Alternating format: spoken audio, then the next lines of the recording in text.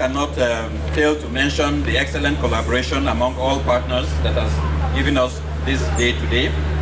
Dr. Austin Dembe is the Minister of Health. He described the arrival of the Mpox vaccine as another additional tool in the fight against the disease.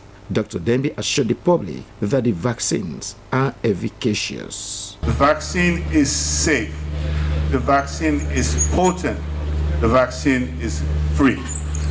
It took record time to be able to get these vaccines here because you have a good team on the ground. Sierra Leone was one of the first countries to report cases of Mpox in the 1970s. And it should be noted that the Mpox vaccine alone is not a single intervention in fighting the disease, but must be complemented by all prevention and control measures. Ibrahim Samara reporting from the Freetown International Airport, Lungi.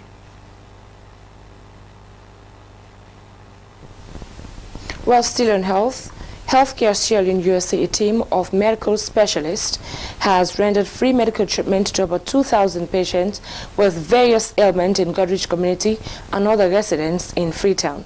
The move, according to the vice chairperson of the organization, Dr. Fuad Sharif, was to give back to their motherland, Sierra Leone. Joseph Toure report. As early as 8 a.m., many patients with various ailments were seen assembled here at Milton Magai Technical University campus to get free medical treatment and education. They were first encouraged to open up to the medical team of whatever disease they have been suffering from. They went through several examinations and were provided with sufficient drugs as well. I don't pay 1 cent, senior, I don't pay for. 2 months I don't pay for. Because Mr. Zemi medicine don't run at the 6 months this one I will get even one pressure medicine what they take. So I'm so glad they can give me this thing. When I come, they can't treat me well. They don't can check me blood, check me pressure, they ask, they sound me, they give me medicine. So I'm so happy. The non-profit organizations comprising physicians, nurses, and Biomet has been coming to Sierra Leone, their homeland, for the past 3 years and collaborate with Ministry of Health to do medical mission in the country. Like Freetown, about 2,000 patients in Kono also benefited from this gesture. We saw about 2,500 patients in Kono for those 3 days, and we're hoping to see another 15 to 2,500 patients here at the Goderich Mitamagait campus. It's general ailment, mostly chronic disease, cardiovascular disease, patients with high blood pressure, patients with diabetes, patients with abdominal pain, chest pains, all the variety of pains. And obviously we also have a bunch of pediatric cases that we've seen. We have 2 pediatricians that volunteered from the Olajuwon Hospital. They are also here supporting us. Some of the patients would receive 3 months of supplementary medication after the team would have left. Some of us, obviously, we're Sierra Leoneans, we're Sierra Leone medical professionals who feels we need to give back to our people, and we don't see any other way by coming back on a yearly basis to do medical missions. They were advised on lifestyle and diet restrictions. SLBC, Joseph Toure reporting. Well, the Sierra Leone Commission on Arms and Ammunition has begun destruction of over 5 serviceable weapons. The move aims to get rid of weapons, the illicit and the symbolic destruction at the Armed Forces Endorsement Scheme compound. And our report. Holding on the machine, bringing it down little by bit by bit, bit by bit. Don't be afraid. Go, go, go, go, go. Move away a little because of that. Thank you very much. Yes. Thank you. Already a disused AK-47, it has just been further rendered useless after ripping off its barrel. Leading the process is the former Deputy Inspector General of Police and Director of Police Affairs, Elizabeth Toure. Other participants in the symbolic destruction also included the German ambassador to Sierra Leone, James Cross Marseille, and Commissioner, Sierra Leone Commission on Arms and Ammunition, SLECA, the retired Major General, Christian Maraya. The process is targeting over 5,000 unserviceable or unusable weapons held by the Sierra Leone Police, Republic of Sierra Leone Armed Forces, and exhibit weapons from the judiciary of Sierra Leone.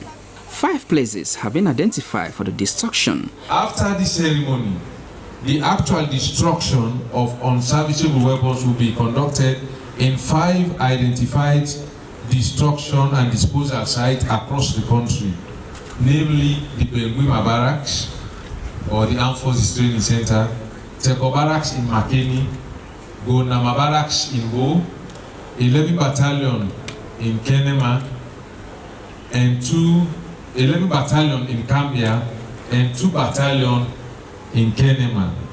With funding from the Voluntary Arms Treaty, the SLECA commissioner said the commission was able to secure the demolition materials and train 20 personnel from the police and military to carry out the demolition as well as repairs of other weapons. In November 2024, the commission received funding support from the Voluntary Trust Fund of the Arms Treaty to procure weapon destruction equipment, to train security personnel on the use of the said equipment, and to conduct the destruction of unserviceable small arms and light weapons. Other participants, including Director of Police Affairs and Director of Operations, Sierra Leone Police, Dr. Martin Senesi, emphasized the need to stem the flow of unused weapons in order to maintain the security of the states. Dr. Senesi commended SLECA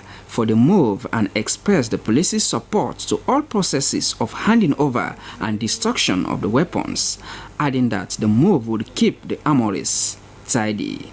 Soy Kamara, SLBC News, Freetown.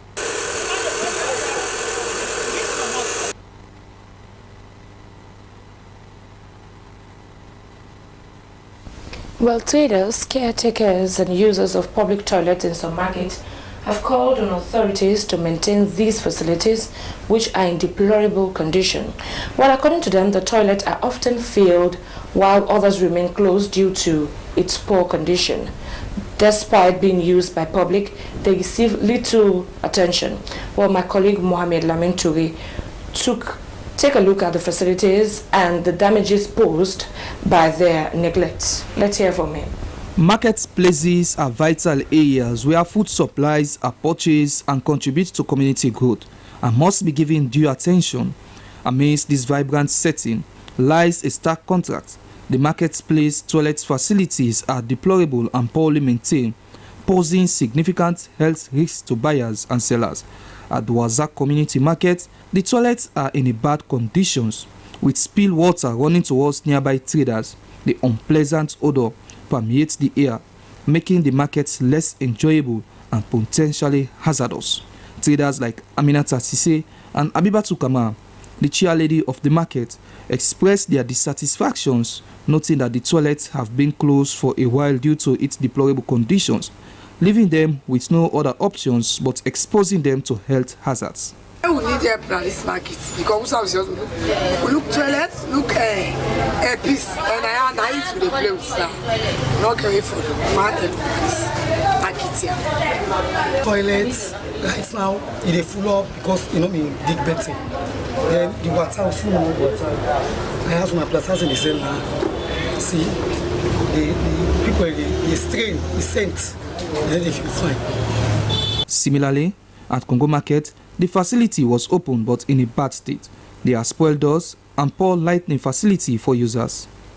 Jackson Kabo, the caretaker of the facility, said they maintained the facility with the money they collected from users, noting they emptied the pit into a nearby drainage during the rains. However, the toilet needs attention, especially during the rainy season, as sinks leak and lack the equipment to clean the toilets. Another facility, which was filled, emitted a noticeable odor due to its state. Mohamed Kouma, the caretaker, told SLBC that They have managed to maintain only one room, which can only be used during the dry season due to its poor state.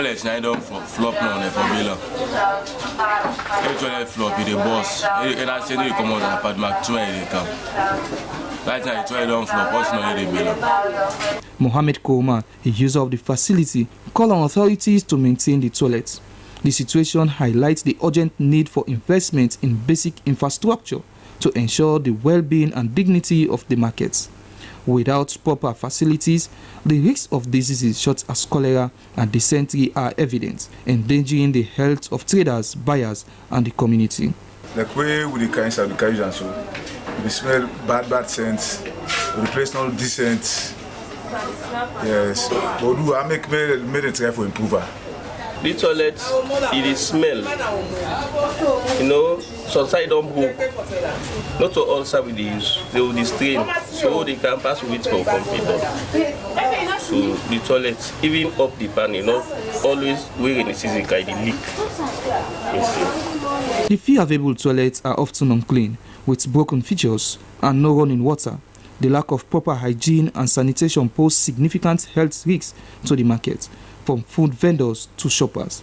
Addressing these issues are crucial for maintaining the overall health and dignity of the market and preventing the spread of infectious diseases. SLBC News, Mohammed Lamintu reporting.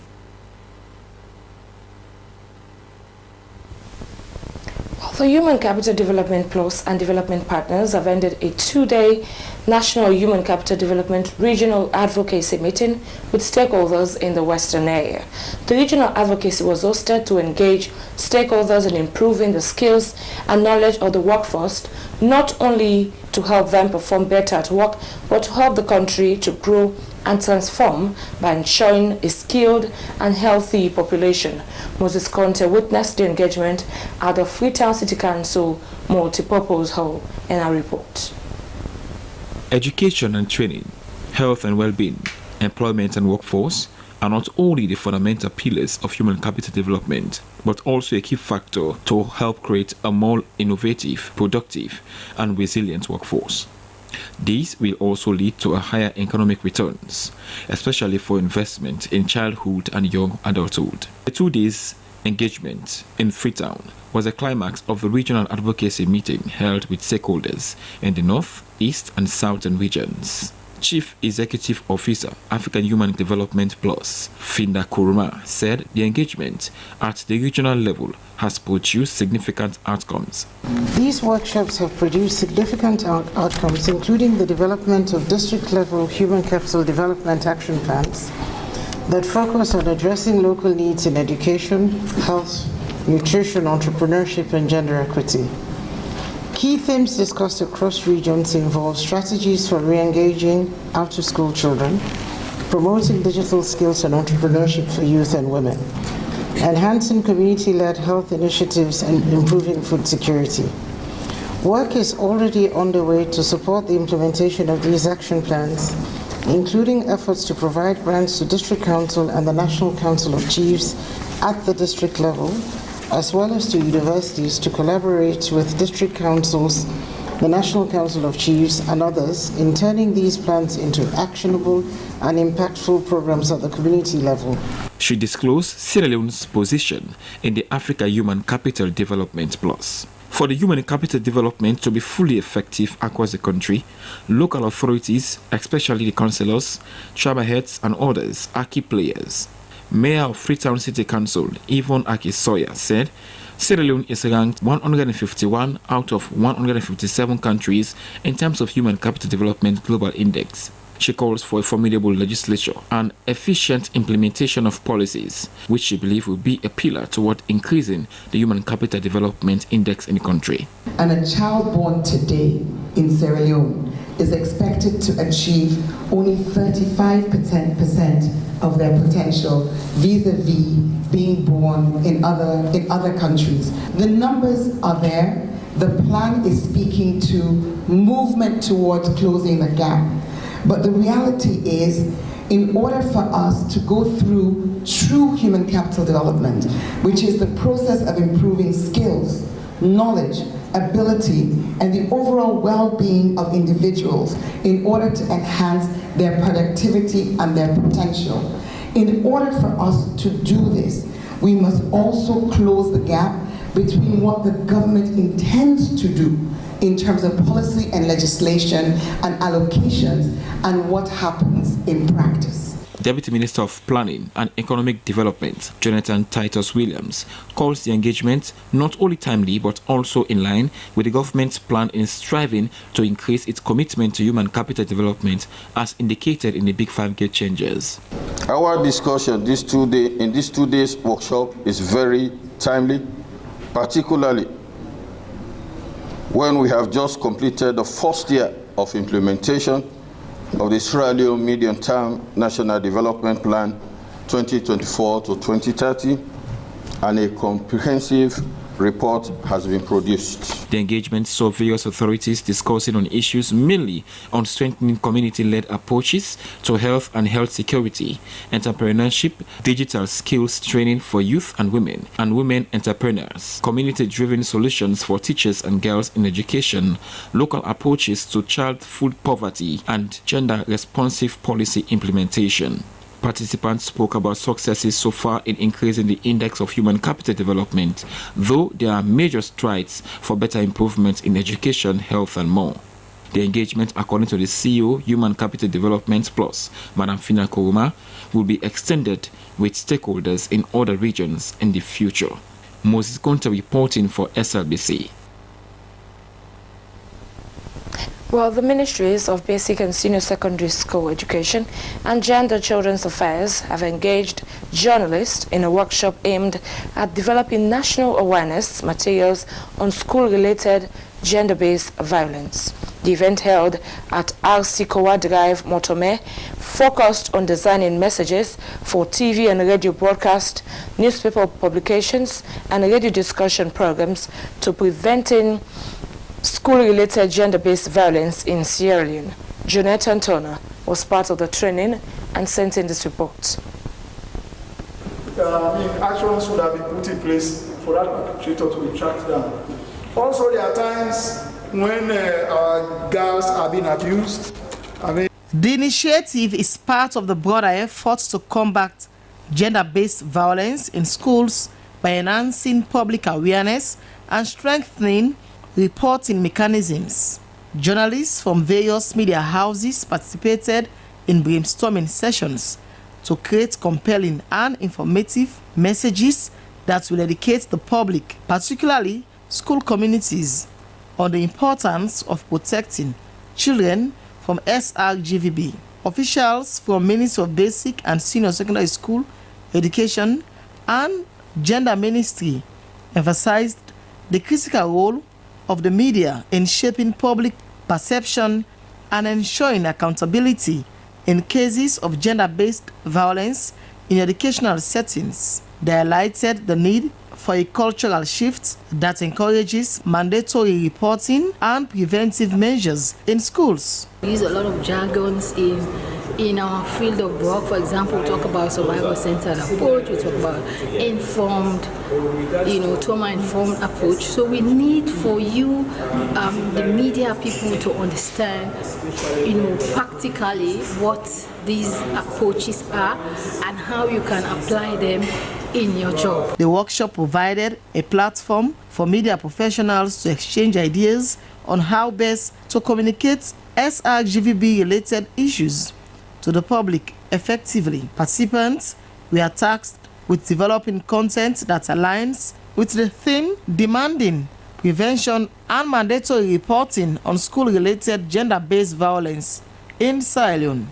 Stakeholders, including civil society organizations and child protection advocates, expressed optimism that the campaign will lead to stronger policies and community engagement in the fight against gender-based violence. This initiative aligns with the government's ongoing effort to strengthen child protection laws and promote gender equality in education. For SLBC News, Jonathan Turner reporting. Well, the Feminist Alliance, comprising 3 women's groups, Choices and Voices Foundation for Girls, Girls to Girls Empowerment Movement, and Women Against Violence and Exploitation in Society, has officially launched its yearly National Budget Analysis Report to determine budget allocated to sexual and gender-based violence in the country. Our reporter, Stella Bangura, was there and sent in this report.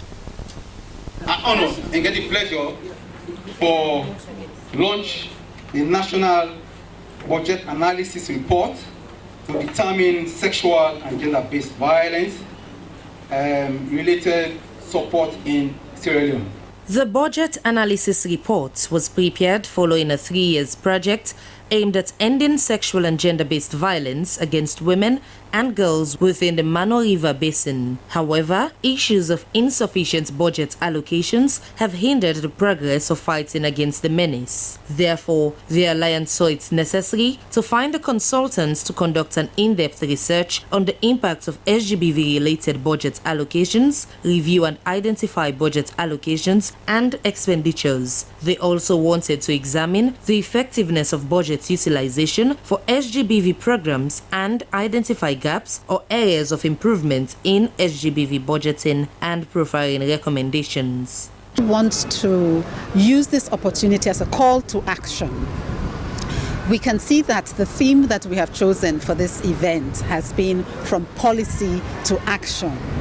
And Sierra Leone is very rich in the policy making.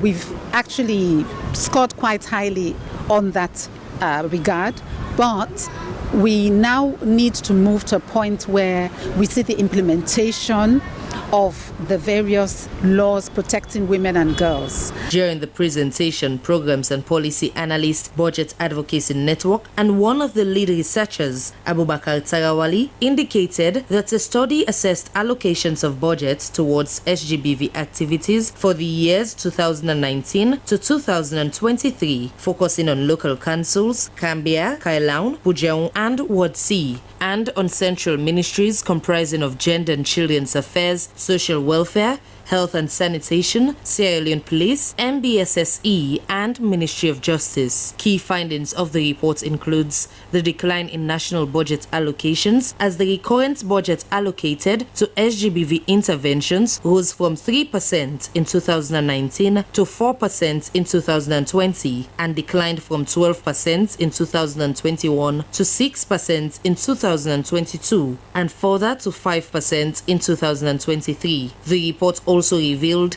that the Ministry of Gender and Children's Affairs allocated more budget to preventive actions than direct services, which raised concerns about insufficient resources for victim support. In 2022, a sum of 12,500 leones was allocated to support 40 survivors of SGBV, equating to just 312 leones per survivor, an amount insufficient to cover transportation, feeding, and reunification costs. He further went on that even with the establishment of the Sexual Offense Model Court, conviction cases still remain low, as out of 100 SGBV survivors, only 3 get justice. Statements from the Ministry of Gender, lawyers, and other organizations recommended for further research to be done, as several interventions has been made by government and NGOs in the fight against SGBV. What do I mean by drill further? Because there are certain things where if you quantify them in monetary terms, you can also see where the budget will increase. The report recommended for a balanced budget to enhance SGBV interventions so as to ensure adequate funding for both preventive measures and immediate support services. SLBC News, Stella Bangura reporting.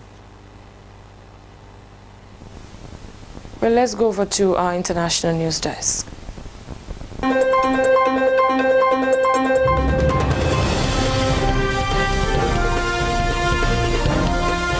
Hello and welcome to the International News Summary. I am Stella Bangura. The United States and Ukraine have agreed on the terms of a major minerals deal that Kyiv hopes will improve its relations with President Donald Trump's administration. Ukraine said it was ready to sign the agreement on jointly developing its mineral resources after the U.S. dropped its demand for rights to $500 billion in potential revenue from the deal. Media reports suggest, however, that Washington has not given firm security guarantees to the country. A Ukrainian official said that this will be something the two presidents will discuss when they meet. Trump says he's expecting his Ukrainian counterpart, Volodymyr Zelensky, in Washington later this week to sign the deal.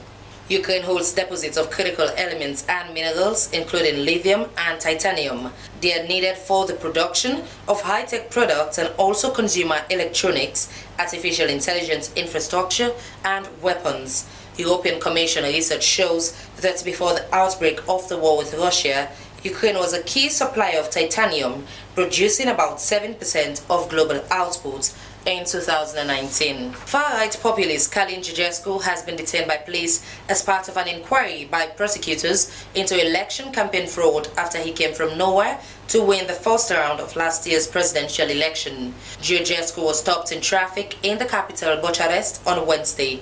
His supporters said he was on his way to submit his candidacy for new elections in May after last December's second round runoff was annulled by the Constitutional Court. Prosecutors have made a series of allegations against Georgescu, according to Romanian media, including acts against the constitutional order and involvement in an extremist organization. Populist opposition parties had earlier filed a no-confidence motion against Romania's democratically elected pro-European government. Romania's outgoing president, Klaus Iohannis, resigned earlier this month ahead of an impeachment vote prompted by the cancelled December election. Authorities in the southern Indian state of Telangana are racing against time to save 8 construction workers trapped inside a tunnel for more than 72 hours. Around 50 workers have been working inside the 43 kilometers long tunnel located in Nagarkurnool district when a part of its roof caved in early Saturday morning. Officials say 43 of them managed to come out safely, but efforts to reach the remaining 8 men have faced repeated setbacks due to loose soil, mud and slush in the tunnel. They have also been unable to establish contact with the trapped men or provide them with oxygen and other essential supplies. Jupali Krishna Rao, a state minister overseeing the rescue effort, told PTI news agency that the chances of their survival are very remote. On Monday, an expert team of rat hole miners, people trained in narrow tunnel navigation, arrived to clear the debris and get to the workers. Approximately 33 kilometers of excavation has been completed so far and roughly 10 kilometers remain, officials said on Tuesday. And finally, for the international news summary, a Spanish city has honored 2 Senegalese migrants for their heroism in trying to save a gay man beaten to death by a homophobic mob. Ibrahima Diak and Magate Ndaye were given adopted sons of the city's status in a Coruna on Monday in a formal ceremony recognizing their actions. The men were the only ones to intervene in July 2021 when Samuel Louis was set upon by a group of men and kicked and punched outside a nightclub in the northwestern city. The 24-year-old later died of his injuries in a hospital, an event which sparked a national outrage and condemnation. On Monday, at a formal ceremony in the city's council's hall, Mayor Inez Rey described the migrants' actions as pure altruism. The 2 undocumented migrants were the only ones who physically risked themselves to help the victim of a pack thirsting for horror. Leaves much food for thought and a series of lessons, Mayor Rey says. And that is the end of the international news summary. With me, Stella Bangura. Stay tuned.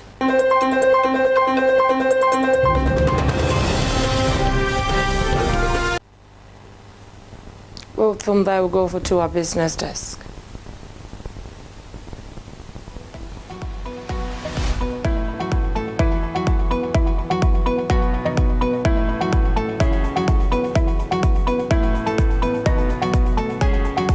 Pleasant welcome to business segment on Newshour for this hour. The segment on Newshour that brings you stories of business and its contribution to national development. In this edition of Business News for this hour, Native Consortium and Research Center awards Zala Petroleum Station.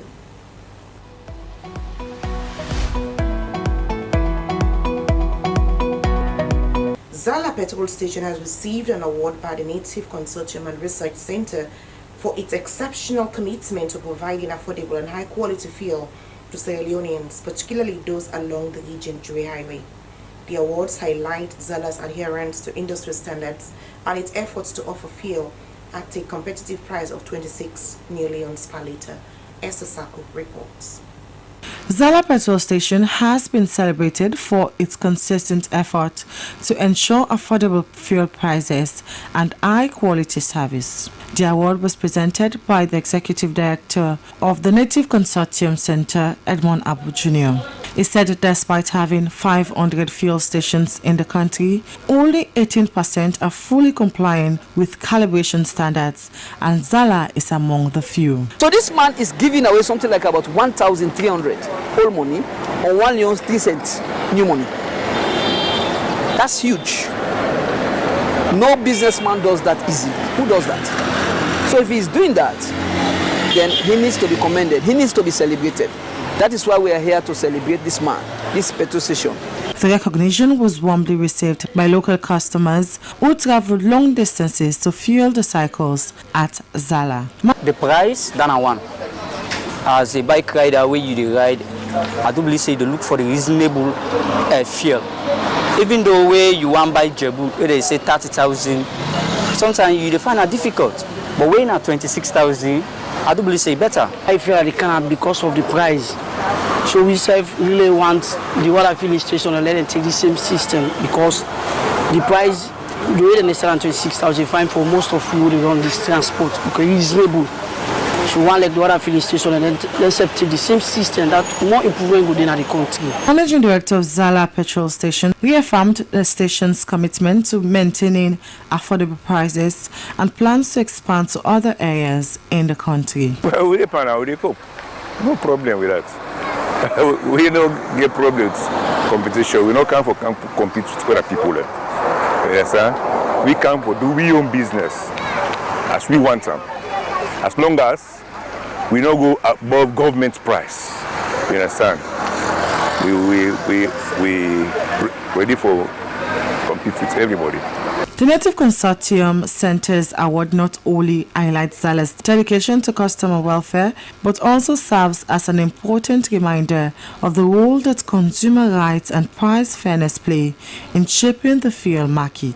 SLBC Business News, Esther Sako reporting.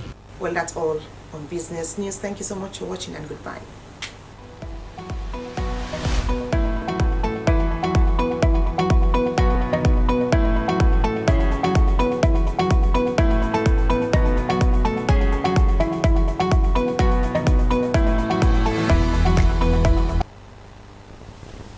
Well, quickly, let's join our entertainment desk. Hello and welcome to Entertainment News with me, Esther Suzanette Bassi.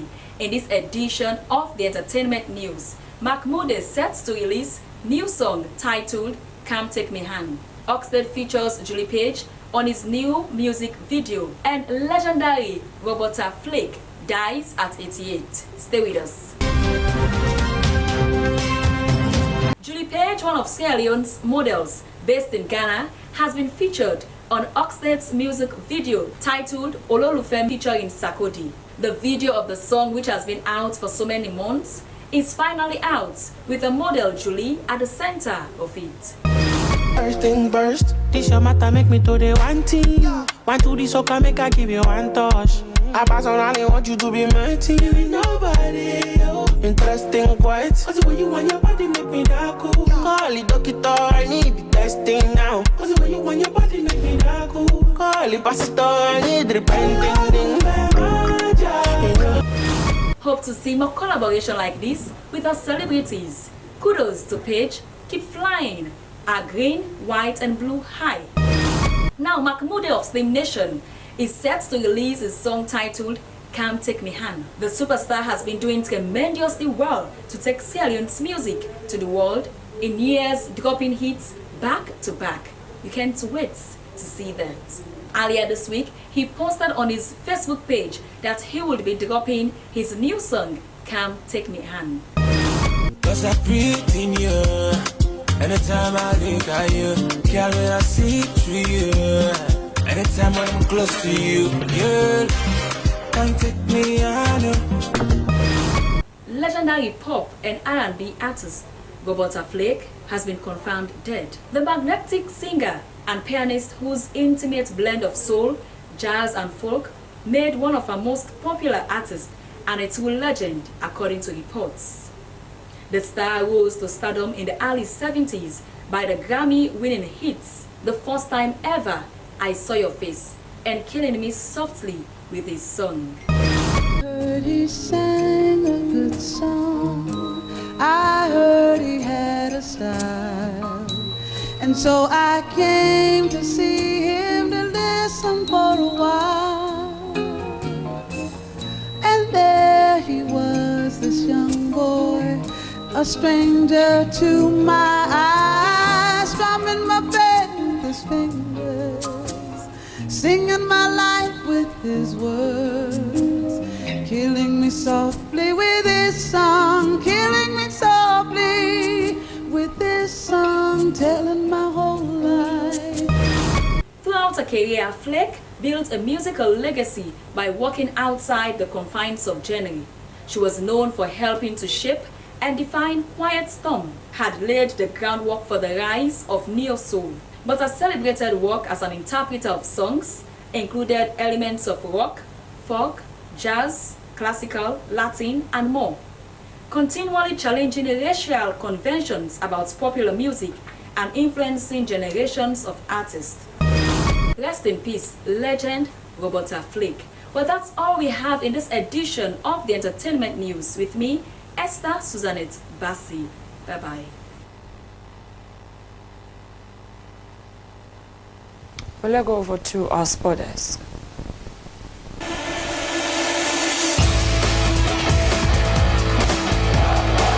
Thank you so much for joining us. Of course, it's the sporting updates that brings you the very best in sports. My name is Abdul Kabir, and we begin with an interesting development. The Sierra Leone Football Association, in collaboration with the Ministry of Sport and the National Sports Authority, has officially unveiled Mohamed Kalon as the head coach of the senior national men's team, Leone Stars. The unveiling ceremony, marked with high hopes and national pride, cemented Kalon's 3-year contract with the ambitious goal of securing qualification for the 2027 Pamoja African Cup of Nations in East Africa. The official signing, running from 2025 to 2027, formulated weeks of behind-the-scenes negotiations, signaling a significant step forward for the nation's footballing landscape. SLFA President Thomas Daddy Boyama expressed unwavering confidence in Kalon's leadership, urging the entire nation to rally behind their new coach. He said this is a crucial moment for Sierra Leonean football. He added that we need the collective support of every citizen to achieve the desired goals. Results. We have said, okay, Mr. Kalon, let's do it the European way. We'll give you the leeway. You still have FC Kalon. We'll give you some time to let go. You bring us who you want to serve with you. And this, in any way, is not or has not been dictated by Thomas Daddy Brahma or Safa Abdullahi. The technical committee of the Sierra Leone Football Association recommended that to the executive committee. Adding to the kind sentiment, Dr. Emmanuel Safa Abdullahi, Executive Director of the National Sports Authority, emphasized government's commitment to supporting the ambitious goals of the senior national team, Leone Stars. He said, "We are fully behind Coach Kalon. The government is committed to providing the necessary resources to ensure the Leone Stars achieve success." Sport, the NSA and the SLFA. Then there is Kalon on the one side. Negotiations take time. The details of negotiations are different, and people have to ensure that we get things right. So from the time we announce it to now, these are the detailed conversations that we'll be having behind closed doors. The unveiling ceremony, a collaborative effort between the SLFA, NSA and the Ministry of Sport, was a testament to the unified vision for the future of Sierra Leonean football. Kalon, a respected figure in Sierra Leonean football, expressed his gratitude and determination. He noted that it is an honor to serve his country in the capacity of a coach. The Ministry of Sport, the NSA and the SLFA. It was a difficult one, a lot of consultation, a lot of contemplations, but now we are here and I'm honored to serve in this capacity. I love my country. That's why I'm accepting this job to be the head coach of the Sierra Leone national A team. Kalon's unveiling has ignited a wave of excitement among fans and officials alike. His experience and leadership are seen as crucial assets as Sierra Leone embarks on the journey towards AFCON 2027. The nation now looks forward with renewed hope and eager to witness the resurgence of the Leone Stars under the guidance of one of their own, Mohamed Kalon. And that ends the sporting updates that keeps you in the know. And thank you so much for watching.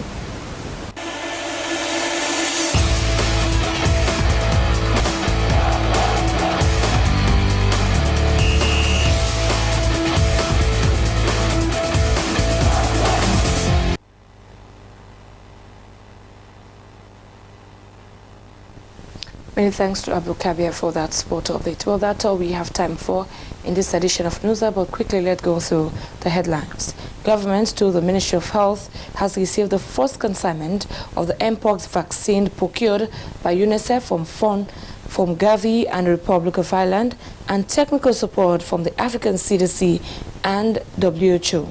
The over 60,000 doses of vaccines were received at the Freetown International Airport, Lunge, by officials from the Ministry of Health, Public Health Agency, CSO, UNICEF, and other UN family. The Sierra Leone Commission on Arms and Ammunition has begun destruction of over 5,000 unserviceable weapons. The move aims to get rid of disused weapons, thereby stemming the illicit proliferation arms and ammunition. And traders, caretakers, and users of public toilets in some markets have called on authorities to maintain these facilities, which are in a deplorable condition. According to them, the toilets are often filled while others remain closed due to its poor state. Well, that's all we have time for in this edition of Newsa. I am Cynthia Kama. Up next is Good Morning Sierra Leone.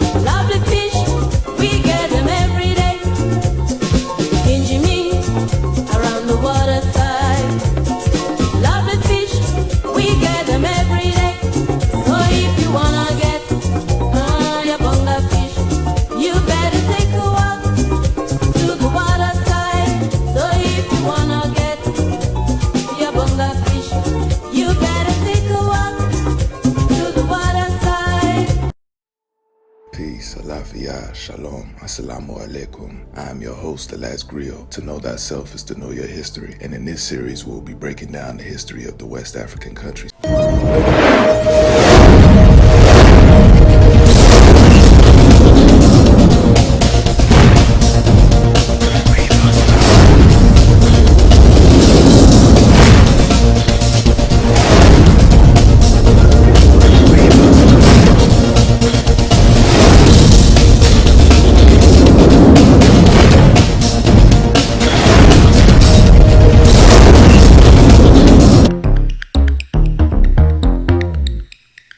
It's another Thursday, and get prepared for your weekly TV show, Bottom Line, on the SLBC with Asmiu Bar, the program that brings to you policymakers and opinion leaders. As he enjoys his retirement from football, Sierra Leonean international soccer star and former AC Milan player Rodney Strasser ventures into a new ground by establishing his foundation to give back to his country. Foundation, the thing is, we're doing it way back since 2010, 11. We've been doing a lot, and it's just about something that I like doing, giving back.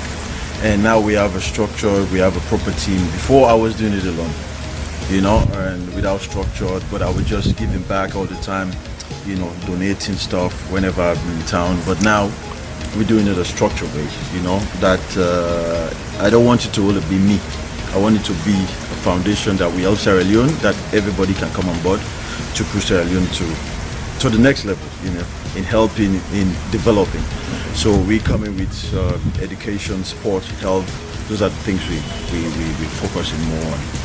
But it's going good. Rodney Strasser Foundation supports healthcare, education, and football development to empower the next generation of youths and footballers. As the country's national team gets a new coach, the former international star outlines his vision for the coach of Leone Stars. Bottom Line engages Rodney Strasser on these and more. He's a legend. He's someone that all of us were looking up to.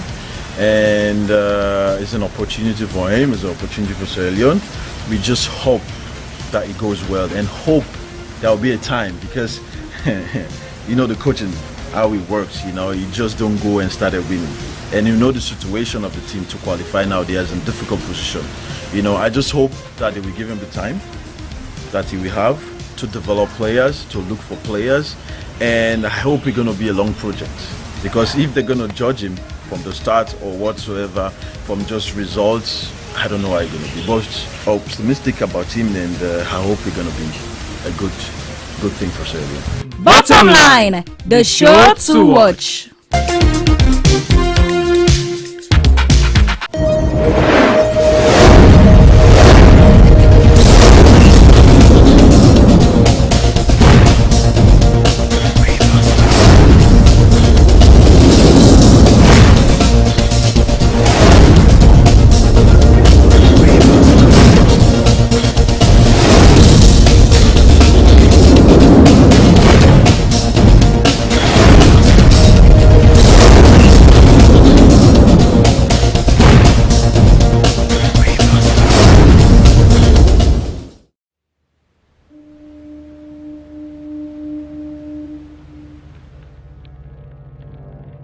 A place cannot produce poems. It can only not prevent them. And Freetown is good at that, for Freetown has its own sudden elegances. People are slow to leave it, quick to return. And there are others who come for a year or two and stay for a lifetime, sensing that they've found a city that is in the world, yet sufficiently on the edge of it to have a different resonance. Let me tell you something about this city. All of us, we're all just passing through, and we've all been here forever. Those who came, those who stayed, those who never returned.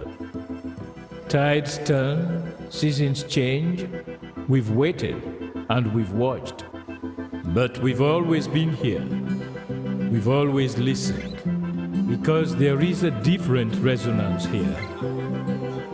It comes from the river, and the land, and the sky. It's our place, all of us. This city belongs to everyone. And you know when it's your time. And it's our time. Listen, we are Freetown. The golden rules of Freetown. Don't pretend you're something that you're not. Don't go thinking you're better than anyone else. Or that anyone else is better than you. Don't shout about it. Get on with it. We are Freetown. Freetown. Freetown. Yeah. We found our voice again. I'm from India and Freetown. I'm from China and Freetown. I'm from the UK and Freetown. I am from Nigeria and Freetown. I am from home and Freetown. This city belongs to everyone. The fisherman, The taxi driver, The barber, the drummers, the dancers. All of us. All of us. Everybody.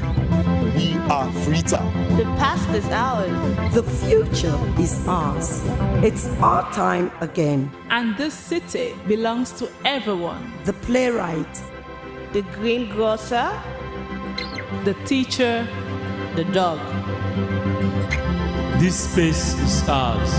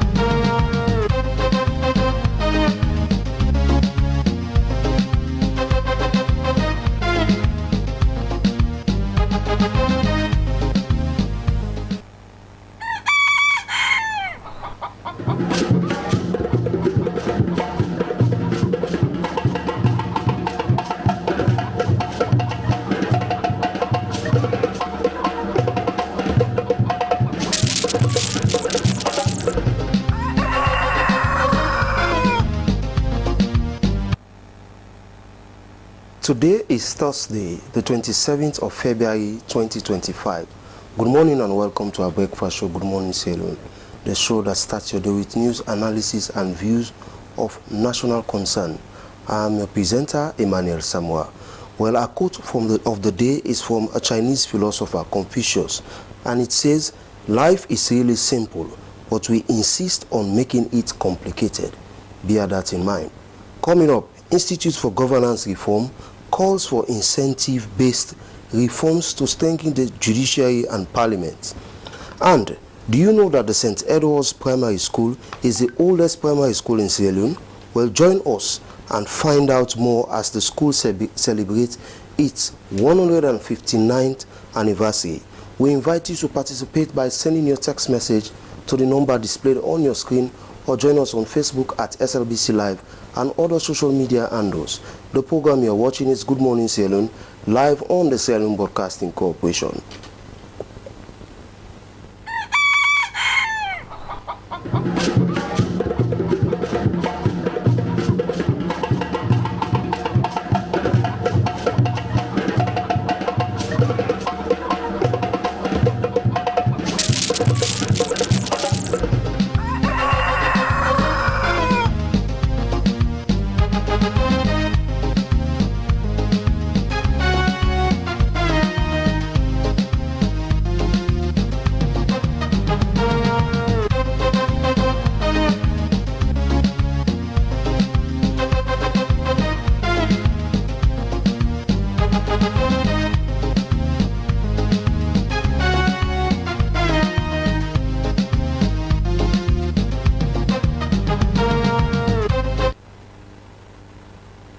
The program you're watching is Good Morning Sierra Leone live on the Sierra Leone Broadcasting Corporation.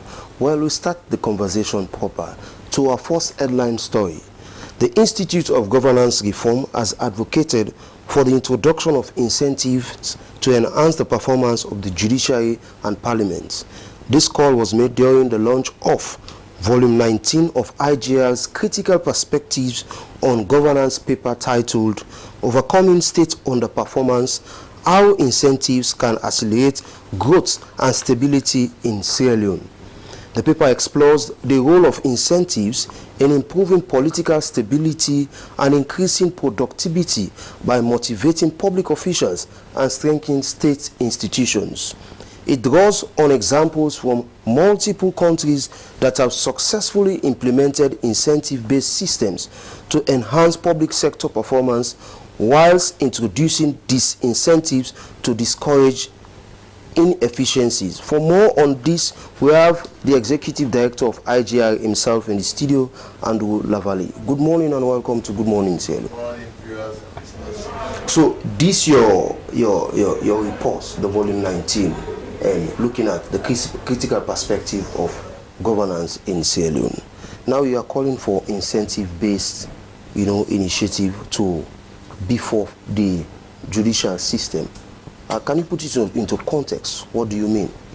Thank you very much. So we live in a moment, or at the moment, where aid flows are falling, but debt levels are rising, and so because of that, the only hope we have, especially for very poor countries, is for productivity to increase.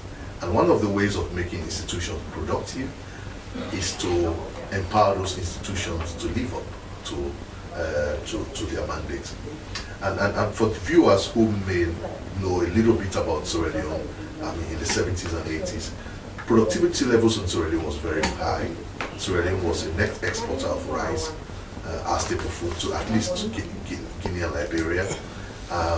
So very big export. I remember the days of the SLPMB, very big exporter of cash crops. And so if history will tell you that for most of the assets that we have in London, for example, the buildings that Sierra Leone owned, the High Commission, they were all bought by the proceeds from Sierra Leone. So the question is, why is it that 22 years after the war, or 23 years after the end of the war, productivity levels are still below pre-war levels? So the question is, how do we incentivize, or how do we accelerate delivery of those institutions? And there came in the whole idea of incentivizing. Why do we talk about incentives? As a matter of fact, we can say, let us do an overhaul pay reform for the public sector. It means the civil service, the public service, parliament, judiciary. But the fact of the matter is, Sierra Leone does not have the financial wherewithal to do that.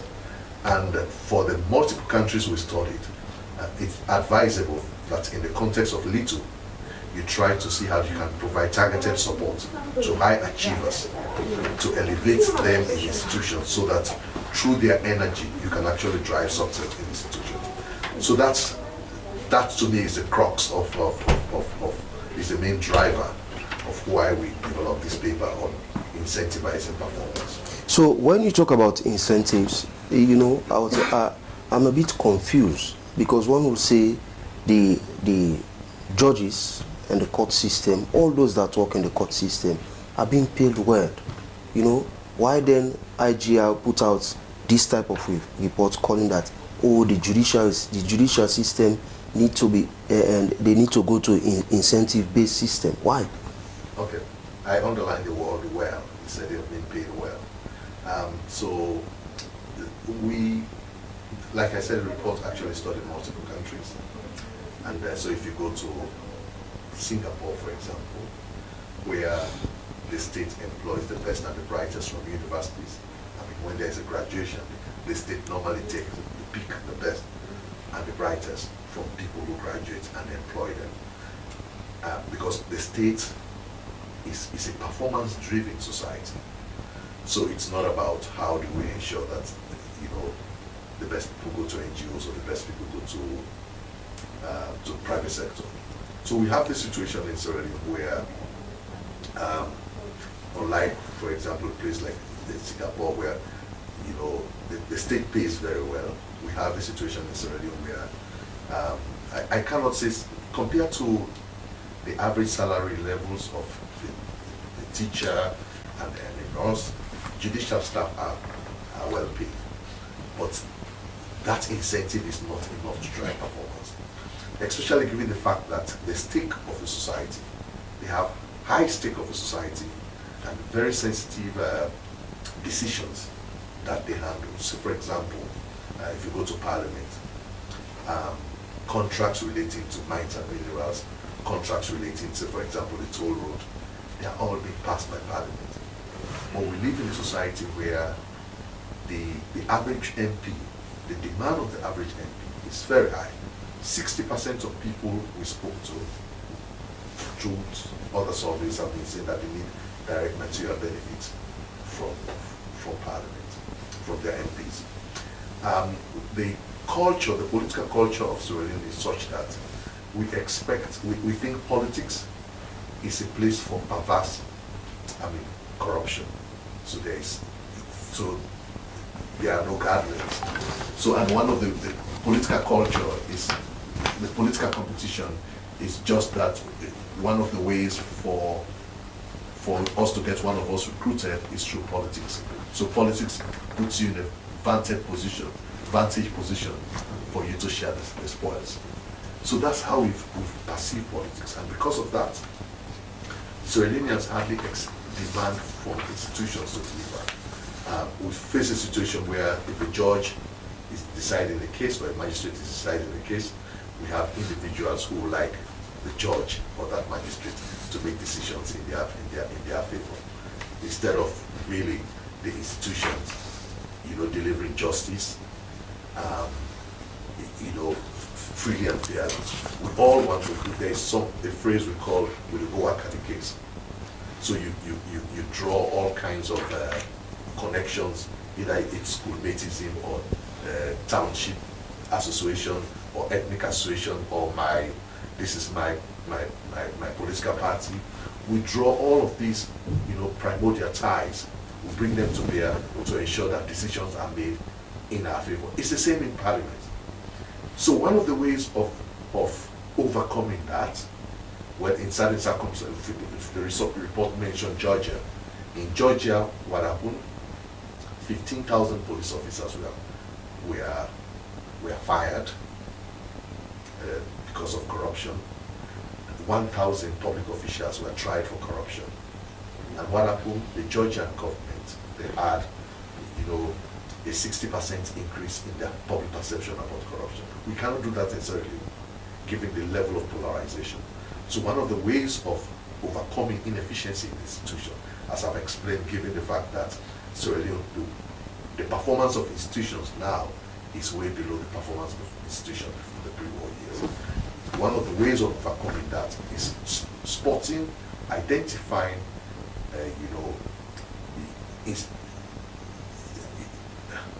personnel that are delivering. Say, for example, if you have a situation where you have two judges, one judge trying processing 200 cases per year and discharging them, I'm talking about the same weight of cases, another judge only processing 50 cases, you will be inclined to incentivize the judge with 200 cases, because that judge is performing way better than that. So Mr. Lavali, before coming to the performance, you understand, that teacher out there that will be watching you will be saying, oh, Mr. Lavali is not thinking about us.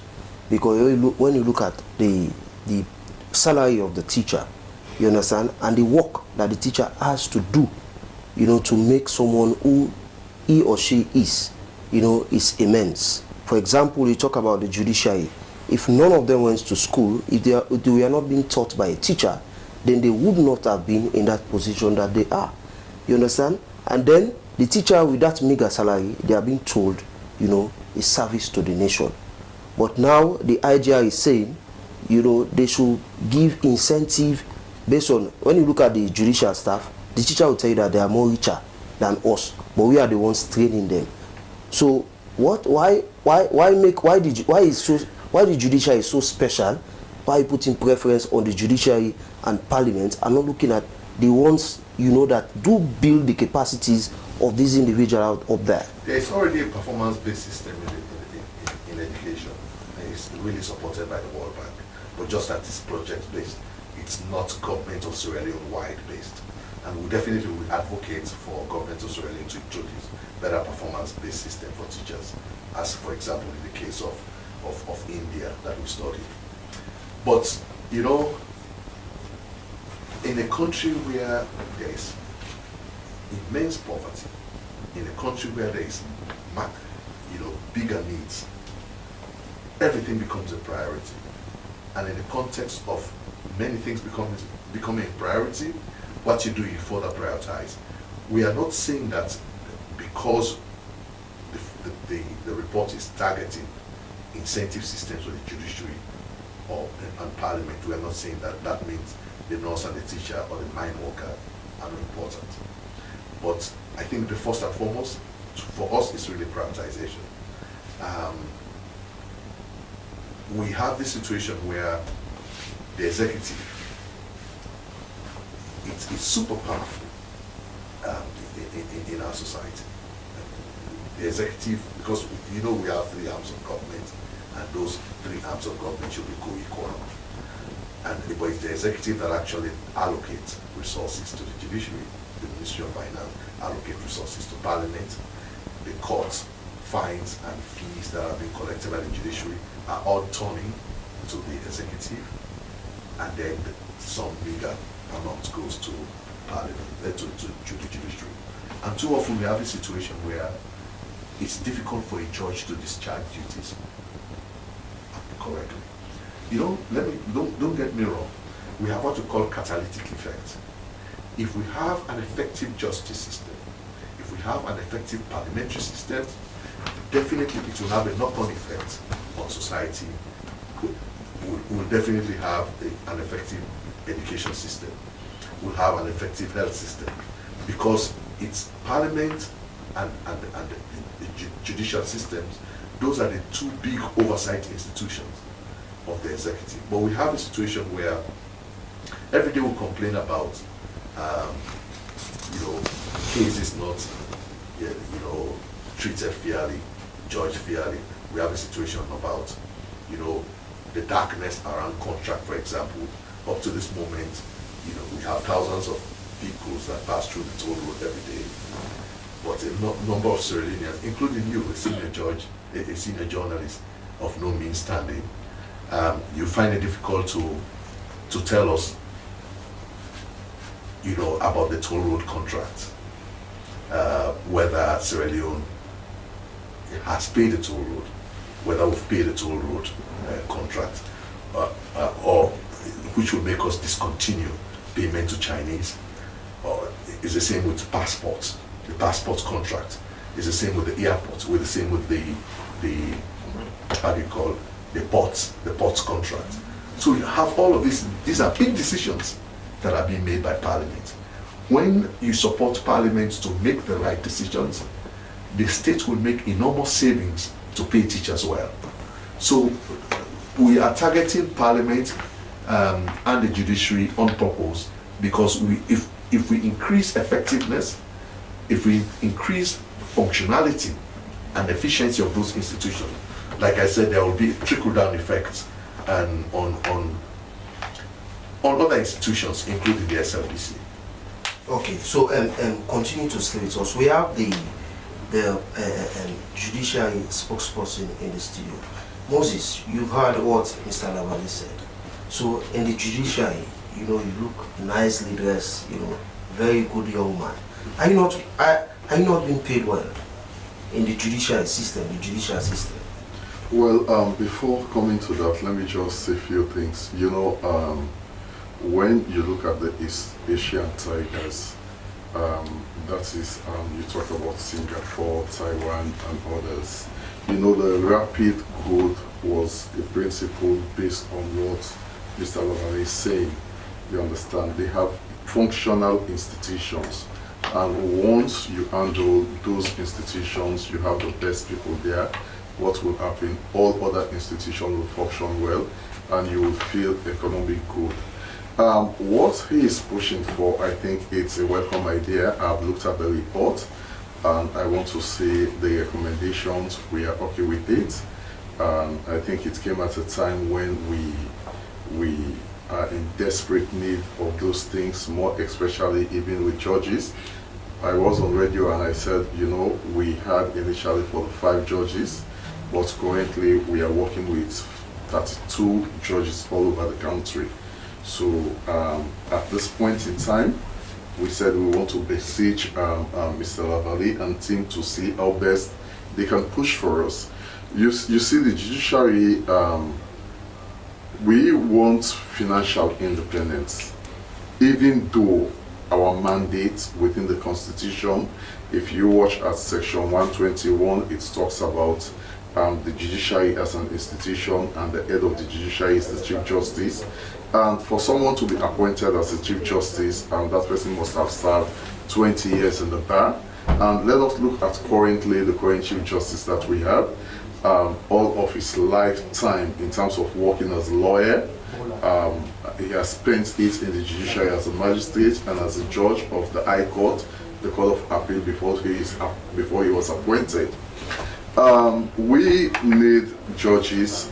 We think section 120 subsection 2, it talks about our mandate, what is expected of us to preside on civil and criminal cases and other cases referred to us by the Constitution or by Parliament. But equally so, look at section 123, which talks about the independence of the judiciary. We know what Mr. Lavali is pushing for. It's very significant for expeditious trial.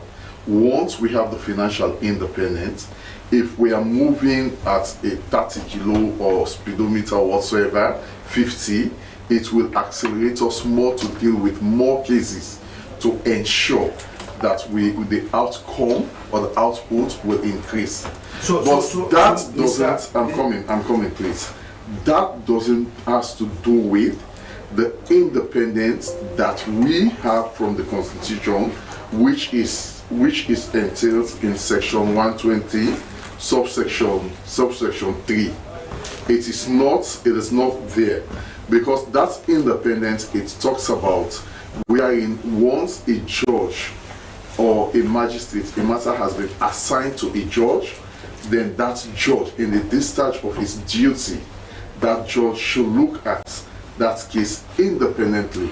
That is to say, the judge is not subjected to relationship, is not subjected to friendship, tribe, or whatever, but the judge is subjected to the law.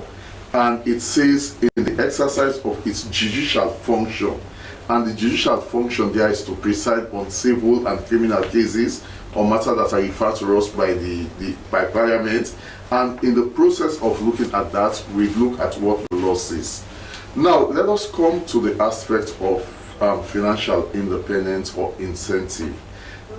You see, if you are doing more, you have to be recognized, you have to be appreciated in whatever way, you understand. It is good because it increased the aspect of productivity. And now we are saying we have 32 judges. Just now I was saying a judge in Freetown was sent to the provinces by the Honorable Chief Justice to ensure those who are in prison, who have been served with an indictment, 174 inmates that are in Potloko, in Cambia, in Pujol, in Kono, in Mabroka. He assigned 5 judges to deal with those cases in 4 weeks. So basically, these are extra jobs. That's what he is saying, that in a situation like this, those judges that have left their own posting, they went to areas where there is no sitting judge, incentives should be given. Look at Kono. Kono, we had a sitting judge there. Because of most judges, they have passed off and most have retired. So our number reduced from 46 to 32. So that is a huge gap. And you move to other countries like for Ghana, the entire population of Ghana, you have 22,000 people to a judge. But in Sierra Leone, our 7 to 8 million people, it is like 120,000 people to a judge. I can tell you, you have judges that have more than 300-400 cases, active cases. So you see, so we need more judges. But if these judges are doing their best, doing their input, you understand, he is saying it is good for them to be compensated. We are not talking about the issue of salary, because the issue of salary, everybody is raising concern that my salary, I need my salary to be increased, but he is talking about output. The CJ himself, despite he has a huge administrative function by ensuring that he deals with the day-to-day running of the institution, but he himself is presiding on cases. Yesterday he delivered, the Court of Appeal delivered 3 judgments, and he also presides on other cases. So you see, he has high court cases that he's presiding on, simply because he is cognizant of the fact that we have limited judges.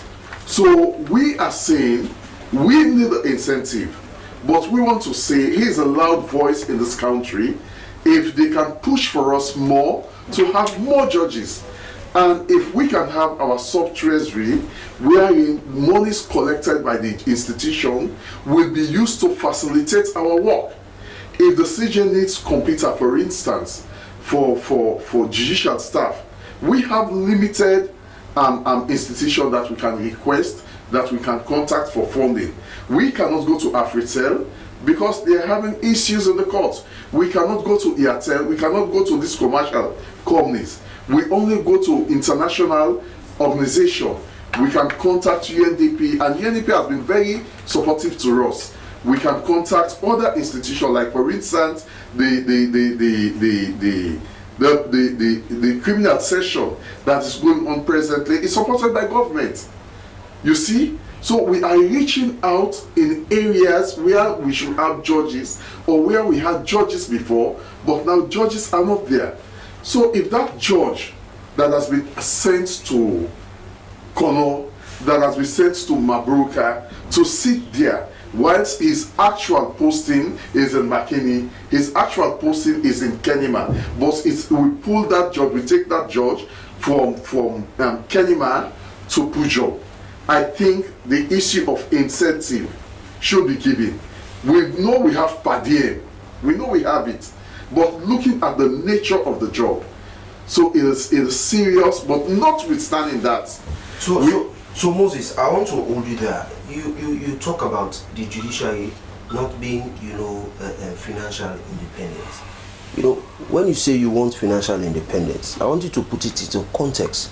When the judiciary says they want financial independence, what we are saying we subscribe to the reports by the IGR. You understand? I have looked at it, I read it, I even read it this morning. I think we are saying financial independence. It is not that everything that we need as an institution or as an arm of government, we need to get it from the Ministry of Finance. Fine. But the impact, we are getting money from them, we are getting support from the Ministry of Finance.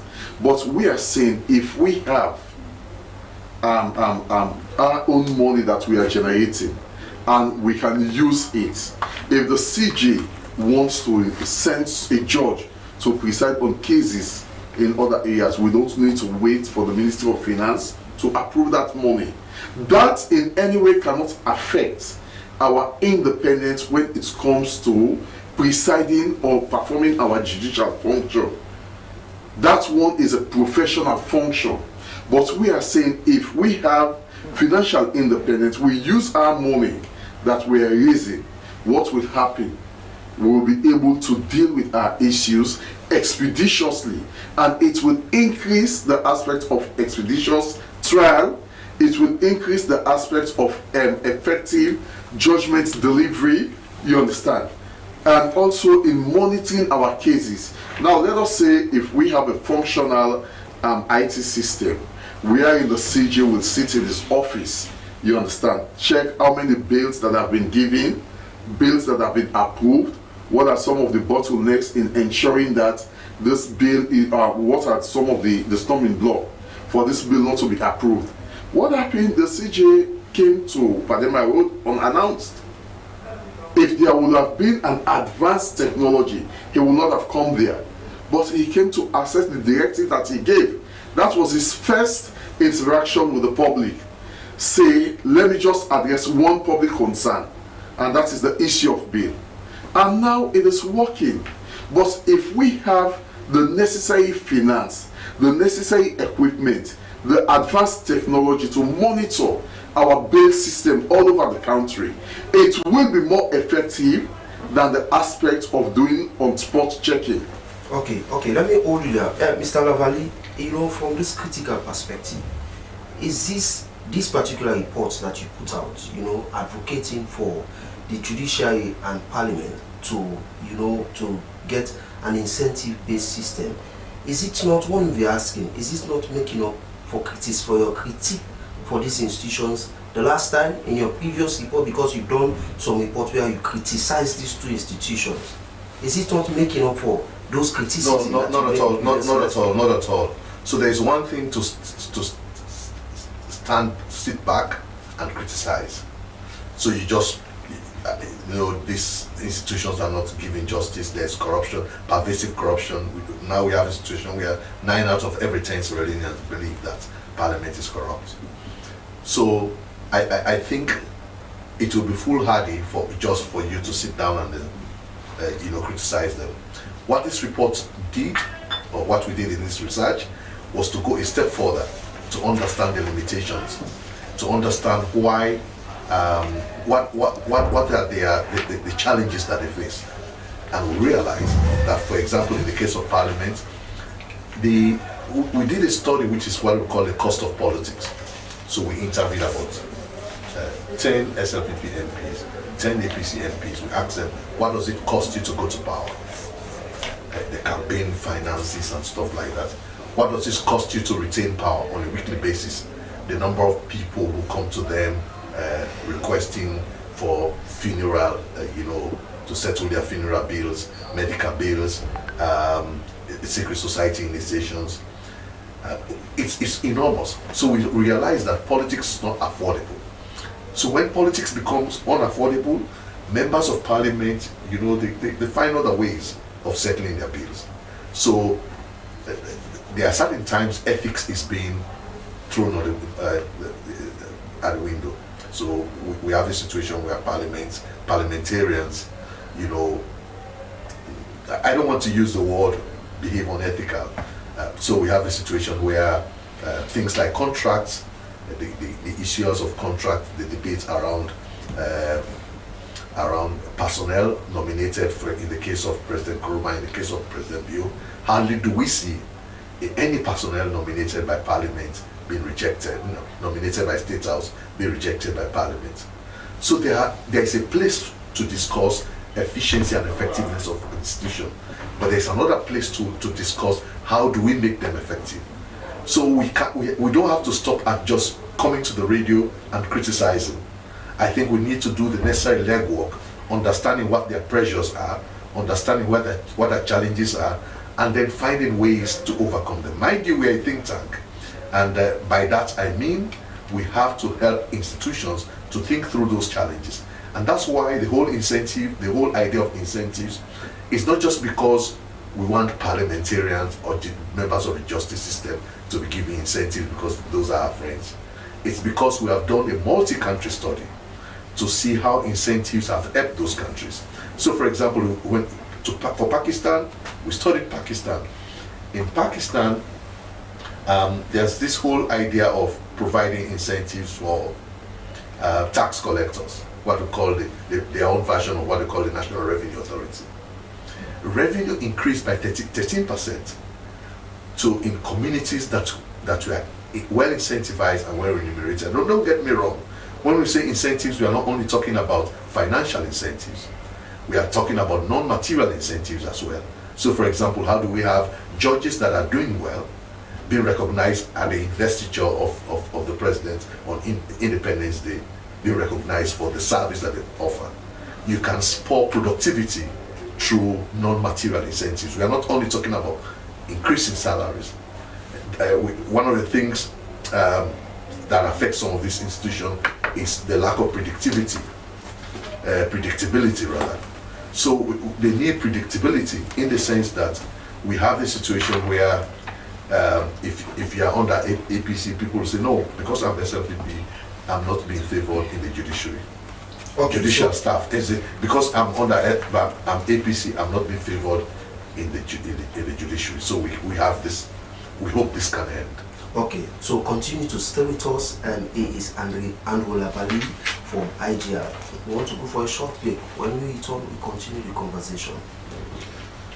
As a mother of the house, whenever I want to prepare palm soup, there's no need pounding palm fruit. All I need is Nkulenu's Ghana's original palm soup base.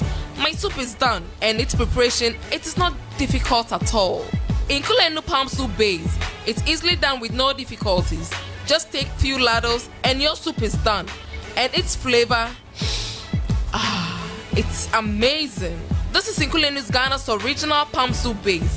And this is Nkulenu's Ghana's original spiced palm soup base.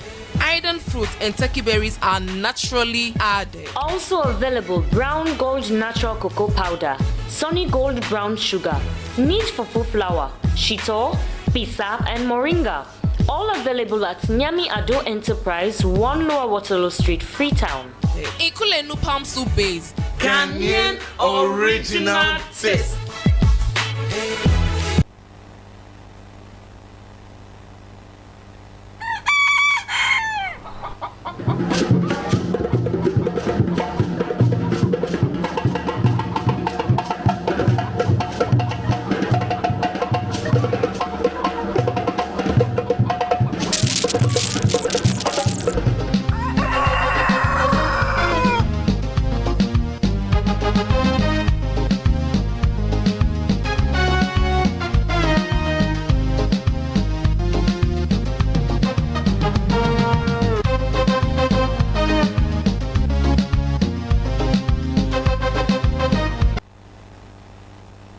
Welcome back. The program you're watching is Good Morning Sierra Leone live on the Sierra Leone Broadcasting Corporation. Well, we continue the conversation to another headline story which has to do with education, and that is St. Edward's Primary School. The St. Edward's Primary School is an all-boys primary elementary school currently located at 4th Street in Freetown, Sierra Leone. Typically, it enrolls boys from ages 3 to 12. It was founded in 1866 by a Roman Catholic priest from Italy, France, and Ireland, and originally situated at Rodin Street, in the area where the Sacred Heart Cathedral and Santano House are now located. It is the oldest primary school in the country and one of the oldest elementary schools in Africa. In 1922, a secondary school was also established, which became known as St. Edward's Secondary School. Well, the school is celebrating its 159th years anniversary. In the studio, we have Pastor Tony Auni to talk to us about this particular milestone celebration.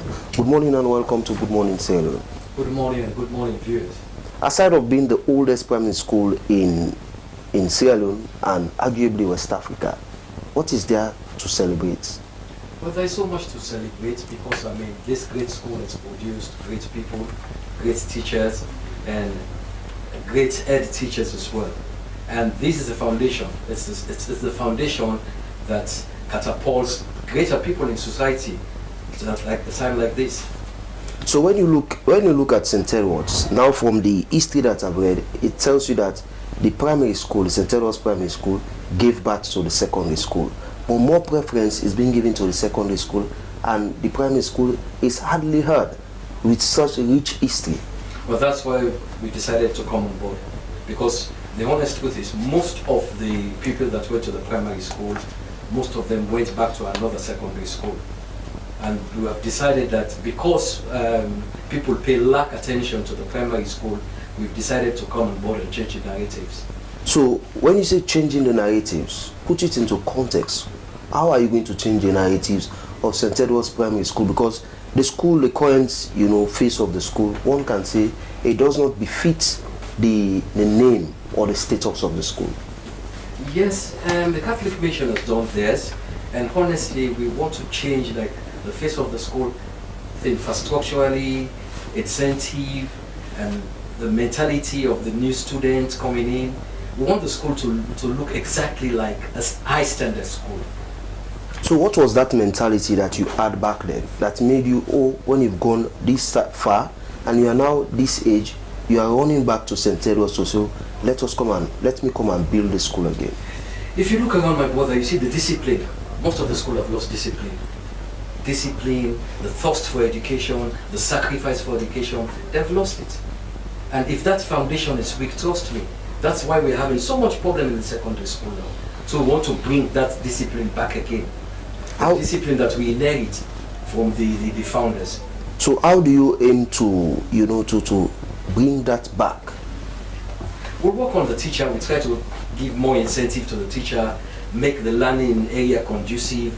We change, so many things will be changed. At least let the children or the pupils, let them know that this is a different dispensation. We want to instill that same discipline that we receive to this new generation. What we've seen in Sierra Leone over time, when schools, celebrations around the corner, we see alumnus of the schools coming to say, oh, this is my school, we want to come and do something. But after the celebrations, you don't see them. They lost in thin air. So this your strides, this your move. How sustainable is it? I think it will continue because I've decided to be at the forefront this time around. Especially we have prominent old boy of that primary school, which I'll give you their names, and they have all decided to come on board because they knew where they come from and they knew exactly what that school did for them.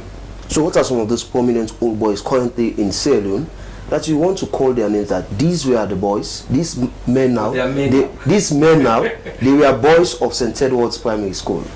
We have the likes of the Stevens brother, the present bank governor of Sierra Leone, and Justice Momoja Stephen, Justice Adrian Fisher, Dr. Josephus Brahima, Adi Macaulay, Engineer Brahima Keita, Fode Kaba, Amasara Jallo, Jerry Best. We also have a comedian, Biggest for News, Samson Palmer, Chini Richards. We have so many of them, and they have all decided to come on board this time around. So the projects that you'll be embarking on, because I know you must have projects that you'll be embarking on. What are those projects that you have in mind now that you want to roll out? Okay, though we have a long-term project, but the one we're working now, it's like do some refurbishment, change the chairs and table, try to have like a retaining wall because we're having problem with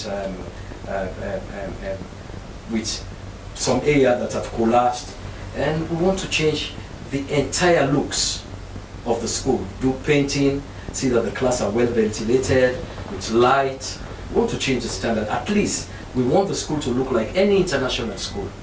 So what about the incentives for the teachers? Because they are the ones that owns the quality of the education. We work on incentive, other than their salary. We work on incentive and we'll make sure probably 2 times a year we give them something. We'll definitely work on incentive. Probably we'll even give like the children that are attending the school. We'll give them like scholarship. We want to like boost the morals of the teacher. You see, when the teacher is happy, obviously the teacher will give his all or her all. So this particular celebration, what are the things that you've lined up to make this celebration a grand one?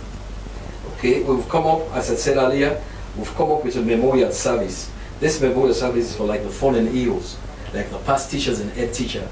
When the priest, the Italian priest, were handed over, they handed over to the Sierra Leone, and we have great men who give their lives, who give their all in all. If we are what we are today, it's because of these men. And we have men like Pasechi, we have men like Valentine, E.A.E. Brown, we have F.J. Charles, Charlie Inga, of the likes. They're all deceased now. And so we'll have a memorial service for them on the 28th of February. And this will take place at the school, at the primary school at Fort Street at 10 a.m., the 28th of February. Then we decided to come up with an health walk. That health walk will take place on the 26th of April at 9 a.m. Those from the east will assemble at Clock Tower, and those from the west will assemble at St. John, and we'll all walk to the school at 4th Street. It's good. You see, it's high time people realize health is wealth, and we'll try to introduce those walks to even the younger children coming up. So, what I want you to share with viewers, you know, your most cherished moment as a boy going to St. Edward's Primary School. Oh, I have a wonderful moment. My cherished moment starts at House Street. As you said, Golden Street, but the initial St. Edward started at House Street, where St. House is.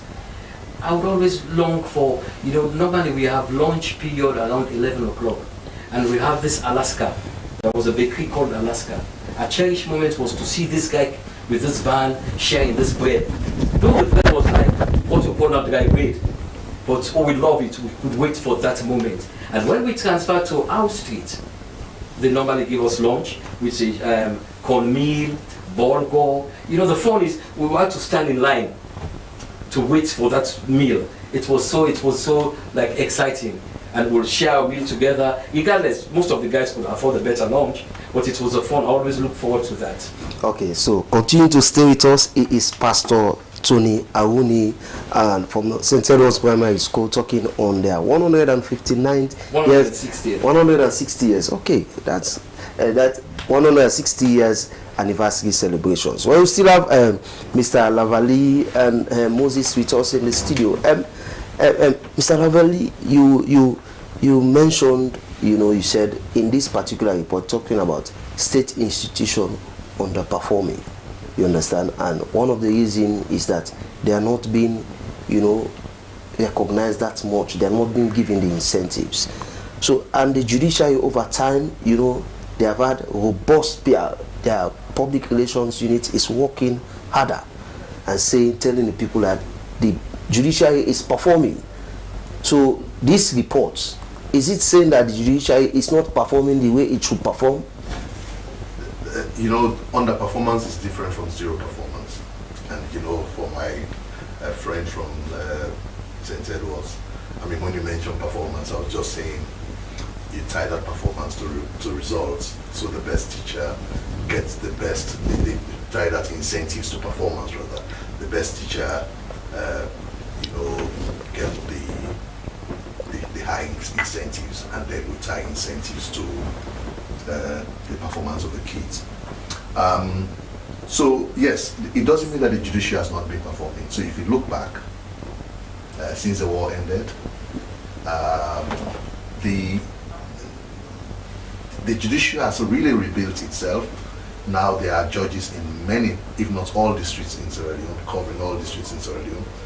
In 2011, we had the Local Court Act, which actually tried to bridge the informal justice system presided over by chiefs in the local courts and bringing it down to in line with the formal court system. But the fact of the matter is, we are not where we want to be.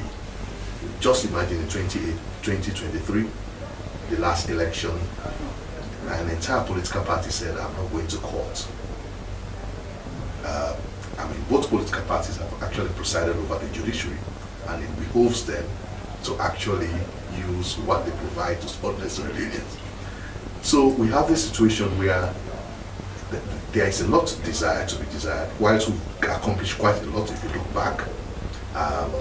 If you look at the infrastructure, what they have done, we used to have quite a number of contract judges, even though there are fewer judges now, but we still, if you look back, you can see that a lot have been accomplished. So when you say incentivizing performance, it's actually about accelerating delivery. So by that I mean, how do we ensure that we increase citizen trust in the justice system? So every day we talk about backlog cases, and how do we ensure that we increase efficiency of trial system? And by that, this research actually went into what the limitations. One of the biggest limitations, which is always good to re-echo, is executive control over the judiciary, executive control over parliament. And we would say it comes in two forms. One is through the financing. I mean, the Ministry of Finance have to approve them. and it comes through sometimes the appointing processes, how judicial staff have been appointed. So that's why we're saying, A, you try to delink, you try to provide some financial autonomy to the judiciary. This whole thing is about single treasury, whilst it is good for financial accountability of the executive, but in terms of operational and independence of the judiciary, I think it's been undermined. And there's a clear relationship between the rule of law and economic growth. When we have an effective and efficient judiciary, ensuring that if the best person is not, or firm is not given a contract, you have a recourse, you have a place where you can complain and justice can be given. Okay. So if we do not face that situation, don't get me wrong, there are about 97% of cases, about 98% of cases that are non-criminal cases, where normally a lot of Sierra Leoneans, there's this convergence that we need to incentivize and build the capacity of the judiciary to respond to those cases. There are 2% of cases that where normally are politically sensitive cases, where we've seen it difficult for under APC, under SRPP, for the government to lose those cases. So I send over also to Moses. Moses, technically, when you listen to what Mr. Lavali was saying, is that the judiciary is not independent, and as such, that is one of the reasons, undermining, the 100 performance that is expected from you guys. But the judiciary, from you guys, you are saying you are independent. So, are you independent? Are you performing? Are you not underperforming? I said this again. The issue of independence is enshrined in Section 120, subsection 3. It says in the execution of its judicial function presiding on matters, the judiciary shall be subjected to the laws and to the Constitution. And we are subjected to laws and Constitution. Every decision taken by the judiciary is subjected to the law and Constitution of this country, which is the supreme authority. That one is clear. What Mr. Lavani is saying, or the report stated, that there should be incentive. Let me tell you what is happening with the 32 judges that we have. When the Honorable Justice Komba Kamanda came as Chief Justice, he had to utilize all the judges. Now what is happening? The High Court judges, they are also backupping the Court of Appeal judges. That is how he sets his panel. The Court of Appeal judges are backing up the Supreme Court judges to deal with cases. So it is a situation of judges moving from one point supporting the other. If we have a Court of Appeal case, what will happen? He will likely have 2 Court of Appeal judges plus 1 High Court judge. Besides the aspects of ensuring that cases are expeditiously dealt with a limited number of judges, but that also serves as an experience base. Because if you are taken from the High Court to preside on matter at the Supreme Court, by the time you are appointed from the High Court, move to the Court of Appeal, by the time you are appointed to the Court of Appeal, then it's not a strange thing to preside on matters. So besides being it a learning process, but the ultimate aim of his mechanism, putting that things in place, is to ensure we deal with cases with a limited number of judges. The public expectation, it is very clear that it is high. When people come to court, they give their own time frame when their matter should be called. They give their own time frame when their matter should complete. But mind you, every day at the magisterial court, we are having not less than 200 cases just for Ross Road and Padema Road coming in every day. For we use that as a means of increase in public trust. Because if somebody steps on your toes, you have the opportunity, you have the willpower either to take illegal action or not.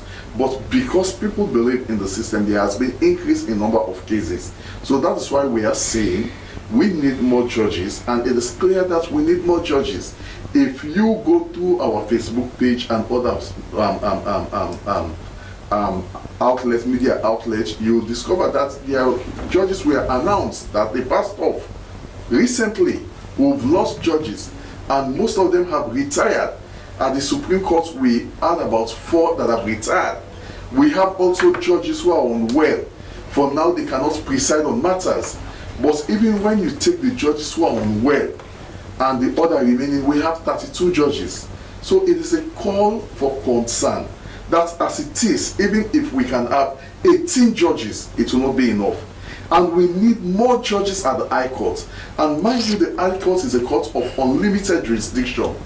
The High Court looks at every matter, so irrespective it is a court of first instance, it is also a court of appeal. That is, cases that are decided at the magistrate court, they can come up as a court of appeal. So for us, we see the report is timely and we welcome it. We are not looking at the incentive holistically, even though, like for instance, the judges that have moved from their station upon the I will not say the instruction because the CJ has to beseech them, talk to them like brothers. Please, we have 170 inmates that have not been tried. They have been served with an indictment. They are in Kono. Now we don't have a sitting judge in Kono. There was a sitting judge in Kenema. He passed off. And we had to take the judge in Bo, who was one in Kenema for almost like 7 months. And after which we take the judge in Kailan. Now we have moved with the judge in Kailan. We have come with that judge in Bo, because Bo has a bigger jurisdiction than Kailan. And what is happening now? Now Kailan is without a judge. So the judge in Kenema is now covering Kailan. So this is just a practical situation of the problem which the current Chief Justice is facing. Now the judge that moved to Kono, he is the judge that is residing, dealing with cases in Freetown. So some of the cases that should have been assigned to him within these 4 weeks that he is out, what will happen? The Chief Justice will assign those cases to other judges. And also, the Chief Justice is also sitting on matters. So this is the situation. So he has the administrative duty to perform, which is huge. He has meetings to attend, but notwithstanding, he is presiding also on civil as well as criminal matters, and also sitting as a High Court judge. Okay. So for us, we are saying we want our brothers to move beyond the issue of incentive to see how best they can advocate for us to have more judges. Okay. A judge in the judiciary currently has more than 500 cases. These are active cases. Okay. Every day they are sitting. Okay. Okay, so thank you very much. It is Moses. They are calling for governments to open hands for them to get more judges as they are currently constrained. We'll go over to the St. Edward's man, Pastor. Now, as we are about to leave you, what parting message do you have for the old St. Edward's boys, primary school boys? Okay, let me just conclude on the celebration. I think I'll stop at the health walk. We'll be having like a jump and lunch and say the family day. That will be on the 3rd of May, and it will start at 1 p.m. The St. Edward's Primary. Then we'll have a back to school on the 10th of May at 8:30 a.m. It will be very interesting to see old men like us putting on the primary school uniform. So that will be on the 10th of May at 8:30 a.m. Then the final finale, the grand finale, will be the anniversary Thanksgiving service. The 60th anniversary Thanksgiving service will be the 11th of May at 1 p.m. at the Sacred Heart Cathedral. I would like to encourage all past people of St. Edward's Primary School to come on board. Maybe I might not mention your name, but remember, you are what you are today. It's because of the foundation that you had. I would like everybody, most of the names that I've called, I would like you to be on board, and I would like you to be part of what we are doing. And finally, we have donation from the people in diaspora. We have school learning materials, and interestingly, we have recreation material, the same recreation material. And very soon you will see we'll have artificial turf for this recreational material. That's a very good news for the St. Edward's Primary School. So they are now calling on their alumnus to come back to the school and give to the school. Thank you very much, Pastor Tony Awuni. Well, we'll go now to another segment within this Good Morning Saloon show, which is the review of the headlines of our local tabloid. The first paper I start with is the Awareness Times newspaper. It opens with a banner headline that says, as it shows difference between Mama Beach land case and Black Johnson land saga.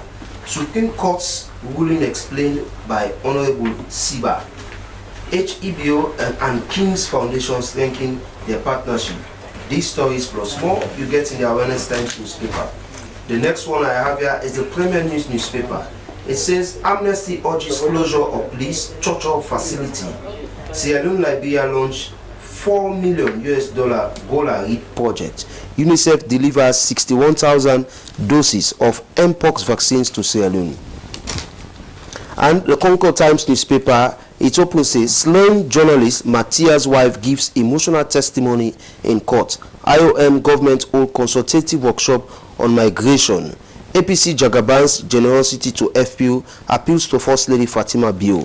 These stories plus more you get in this Concord Times newspaper. The next one I have here is the Aoko newspaper, and it says Vopad Radio murder trial. Widow testifies. Recounts chilling events leading to husband death.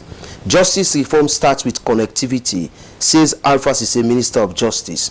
Moped and Slango launch first ever NGO week to celebrate community empowerment. Now the last paper I have here is the Standard Times newspaper, and it says treason trial. Captain McKinney and co relocated. Gurama Mendes saga, Sheikh Kale criticizes President Bio's minister. So that's all we have in today's edition of this the airline of a local tabloid. Mind you, the stories I read, they do not reflect the views of the SLBC, but we are merely just reviewing the headlines of our local tabloid. This is how we draw the curtain down of today's edition of Good Morning Saloon. I want to say a very big thank you to you, the viewers, and also to our studio guests. Especially, I also want to say a very big thank you to my production crew, especially my producer, Daphne Zainab Kamar. But before I leave you, let's take the quote again. It's from a Chinese philosopher, Confucius, and it says, life is really simple, but we insist on making it complicated. I have been Emmanuel Samoa. Goodbye. Good Morning Saloon returns tomorrow, same time. As a mother of the house, whenever I want to prepare palm soup, there's no need pounding palm fruit. All I need is Nkulenu's Ghana's original palm soup base. My soup is done, and its preparation, it is not difficult at all. Nkulenu